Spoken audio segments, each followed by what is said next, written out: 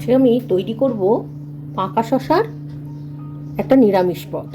নিরামিষ পদটা করার সময় কী দিয়ে করব?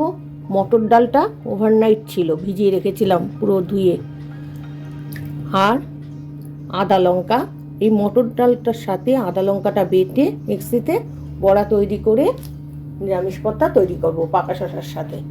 তাহলে শশাটা আমার কেটে নিতে হবে, ডালটা বেটে নিতে হবে। শশাটা আমি শাঁসগুলো ফেলে বটিতে কেটে নিয়েছি, এরকম ছোটো ছোটো টুকরো করে কেটে নিয়েছি। আর এই ডালটা নুন হলুদ দিয়ে বড়া করে দেবো। আর মশলাটা হবে কালো জিরে বাটা আর একটা তার সাথে কাঁচা লঙ্কা দিয়ে দেবো। এইটা হচ্ছে মশলা। তাহলে প্রথমেই বড়াটা ভেজে নিচ্ছি। বড়াগুলো কিন্তু ছোট ছোট হবে।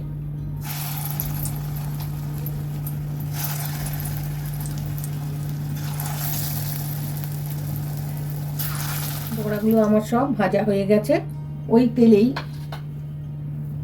কালো জিরে আর একটা কাঁচা লঙ্কা ফাটিয়ে ফোড়নে দিয়ে দিলাম। শশার তো কোনো নিজস্ব গুণ নেই, শশাকে এবার দিয়ে দিলাম। শশাটা এটাতে নিরামিষ পদটাকে সুস্বাদু করার জন্য ডালের বড়াটা দেয়া। এর মধ্যে এবার একটু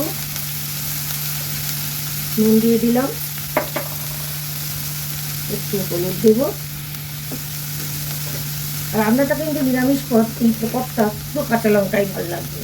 আর একটু চিনি দেবো ছিটিয়ে। এবার এটাকে ঢেকে দেবো, সিমে দিয়ে দেবো।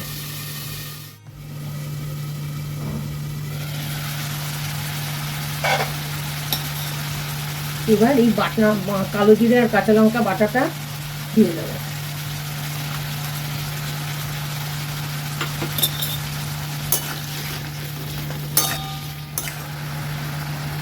পাত্রটা ধুয়েও জল দিয়ে দিয়েছি একটু। এবার ফ্লেমটা বাড়িয়ে একটু কষে নিচ্ছি মশলাটাকে।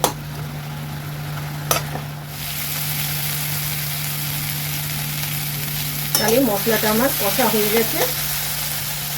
এবার পরিমাণ মতন জল দেবো, কারণ বড়া দিলে জলটা টানবে।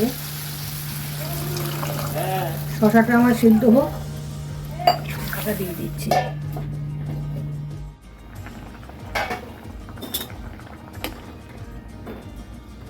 শশাগুলো সিদ্ধ হয়ে গেছে, এবার বড়াগুলো দিয়ে দেবো।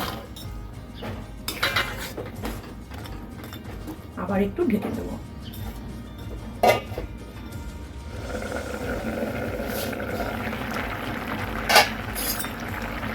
তাহলে ঝোলটা আমার ঘন ঘনই থাকবে, গামাখা মাখা হবে।